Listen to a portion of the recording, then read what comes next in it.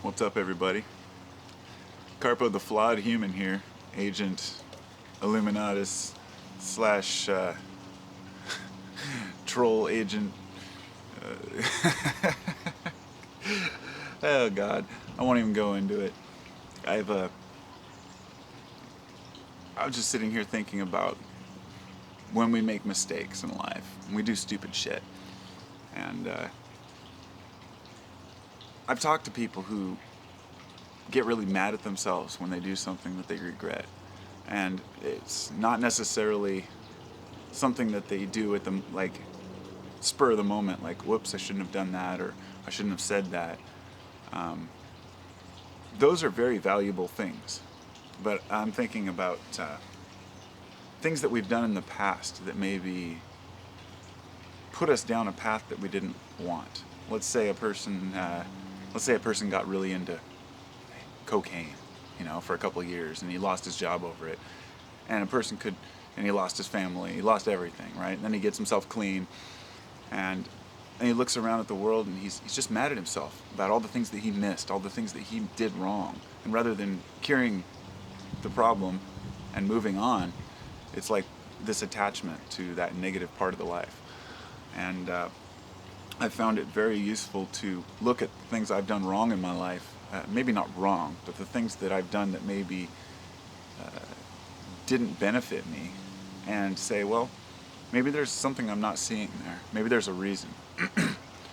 Such as maybe you didn't get that job because you were destined to get another one, or maybe you missed out on that big score because it keeps you humble, or whatever it is. I'm not going to sit and post off examples, because every person out there knows that you have something in your life that has bothered you, and it might be something small. When I was about, 16, 17, I wrote this song on guitar, and it was called I Am Free. And I remember the first line of the song was, what was it? I don't dwell on things, I just forget. And because I don't have the time to let it get to me, I am free, so let it be. Anyway, it was like kind of a little story about me not taking any type of regret about anything I do in my life. Of course, as I aged, that's when I was 17, I'm 38 now, and as I got into my 30s, I started to look back and started to have some regrets. Not big things, but over the last, say, 10 years, I've changed that, and I realized that every single thing in my life has happened for a reason. And a lot of people don't believe that there's purpose and reason in everything, and that's fine. That's just my belief, and it helps me to cope, I guess, with life. Because I'm a realist, I'm not sitting here saying that there's some state you can attain where everything's perfect and you're always happy and you don't make mistakes. It's a pipe dream, We're here to experience all these different emotions and conflicts. Regardless of whether that's the purpose why we're here, it's a fact of life, and it's something we deal with. So the best way, I think, is to turn around all those things that maybe were negative and try to look at them in a different light, and a positive light, to understand why they happened, if they happened for a reason.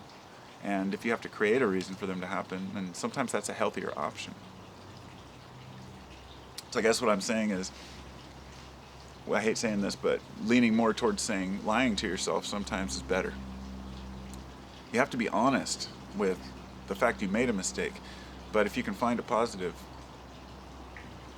something coming out of it, it's just healthier. It's just healthier, when we regret, we stress, and I guess the best thing that I found for analyzing my life and seeing the things that I regret is to be able to not make the mistake twice. So that's why you have to acknowledge that they are mistakes. See, there are a lot of folks who go along in life and they make mistakes and then they deny it. And then they say, oh no, well I did this because of this. And they try to justify every single thing they do. And if you spend your life trying to justify all your wrong actions, then you get yourself in a lot of trouble. I admit that I have faults. I admit that I make mistakes. I admit that I say stupid things. I admit that I could be more motivated and I could get this done and that done. But I'm working on the parts that I'm working on while I'm working on them. It's not, I'm not trying to, I guess, impress society, you know, because ultimately I know that I'm the one who has to live with me. It's funny, people build these whole dependencies, codependency on other people for the image of how they, feel about themselves. When people give them, props, let's say a person who's a very famous author or a musician or a artist. But if you cast all that aside and you remove all of other people's approval of you, what are you left with? And really that's what I'm working to attain, is a state where I'm happy with myself regardless of who's around me or why or what other opinions people hold. Because if your opinion of yourself is dependent on how other people see you, you're in for some trouble.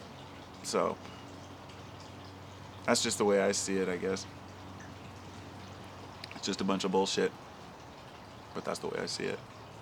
Peace.